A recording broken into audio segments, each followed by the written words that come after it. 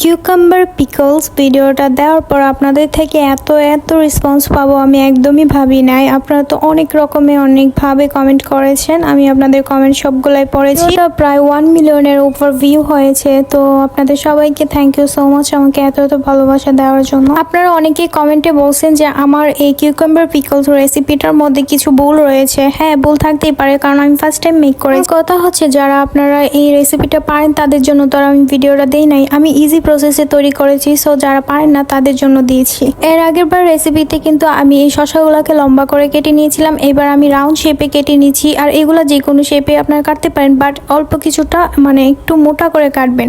তারপর একটা শুকনো মরিচ দিয়ে দিয়েছি, এটা অপশনাল, না দিলে হবে। আপনারা এখানে কাঁচা মরিচও ইউজ করতে পারেন। তারপর আমি একটা রসুন দিয়ে দিয়েছি। এখন হচ্ছে এটার মিশ্রণটা বানানোর পালা। আমি এখানে পরিমাণ মতো পানি দিয়ে দিয়েছি, আর যতটুকু পানি দিয়েছি অতটুকুই আমি ভিনেগার দিয়ে দিয়েছি। দেন এটার সাথে আমি অল্প কিছুটা বিট লবণ দিয়ে দিয়েছি, এটা অপশনাল, না দিলে হবে, আমি টেস্টের জন্য দিয়েছি। তারপর স্বাদ মতো লবণ দিয়ে দিয়েছি, আর 2 চামচের মতো চিনি দিয়ে দিয়েছি। আর এটা হচ্ছে গোলমরিচের গুঁড়ো। আমি কিন্তু চিনিটা দিয়েছি কারণ হচ্ছে এর আগের বার অনেকে কমেন্টে বলছেন যে চিনি দেওয়ার জন্য। আমি চিনি দেই নাই, কারণ হচ্ছে আমার কাছে টকটা খেতে একটু বেশি ভালো লাগে। এবার আমি টক ঝাল মিষ্টি সবগুলা মিক্স করেই বানিয়ে নিলাম, তাও আপনাদের জন্য। আর হ্যাঁ, এই যে ভিনেগারের মিশ্রণটা, এটা কিন্তু একদম ফুটন্ত ধোয়া, ওটা গরম কাছের ঝাড়ে ঢালতে হবে, না তো নষ্ট হয়ে যাবে। তারপর এটা ঢাকনাটা একদম শক্ত করে লাগিয়ে নিয়েছি। দেন এটাকে এভাবে আমি মিক্স করে নিচ্ছি। এখন এটাকে 3 দিন রেখে দিব এভাবে। 3 দিন পর দেখা যাবে এটার অবস্থাটা ঠিক কেমন হয়। 24 ঘন্টা পরে এটার কালারটা চেঞ্জ হয়ে যায়। আর এটা খেতে কিন্তু অনেক মজা। আপনারাও বাসায় এটা ট্রাই করে দেখতে পারেন। আমার এই শসার পিকল রেসিপি, মানে শসার আচার যেটাই বলেন না কেন, এটা নিয়ে অনেক কোয়েশ্চেন রয়েছে আপনাদের। এত কমেন্টের রিপ্লাই তো আর একসাথে দেওয়া যায় না, তাই আমি আপনাদেরকে এই ভিডিওতে ক্লিয়ার করে দিচ্ছি। আপনারা এই শসার পিকলস যেটাই বলেন, ওইটা আপনারা ফ্রিজে রেখে খেতে হবে।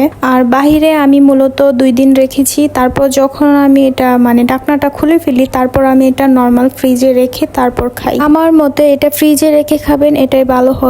দ্বিতীয় কোশ্চেন হচ্ছে, আপনারা অনেকেই বলেন যে এটা কি কাঁচের জার বাদে প্লাস্টিকের কোনো কৌটায় বানানো যাবে কিনা। আমার মতে হচ্ছে এটা প্লাস্টিকের কোনো কৌটায় বানানো যাবে না। প্রথমত হচ্ছে প্লাস্টিকের যে উগ্র একটা স্মেল আছে, ওইটা হয়ে যাবে এটার মধ্যে।